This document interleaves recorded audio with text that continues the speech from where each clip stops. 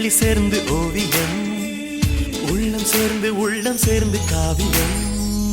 கூட கூட ஓவியத்தின் பாகமே, கூடல் கூட காதல் என்று ஆகுமே. ஒரு வானம் வரைய நீல வண்ணம், நம் காதல் வரைய என்ன வண்ணம்? என்னை தத்தத்திடம் தொட்டு விரல் என்னும் போல் கொண்டு நம் காதல் வரைவோமே வா.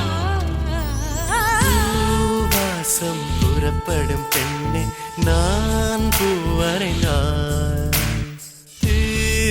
வந்து விரல் சுடும் கண்ணே, நான் தீ வரைந்தார்.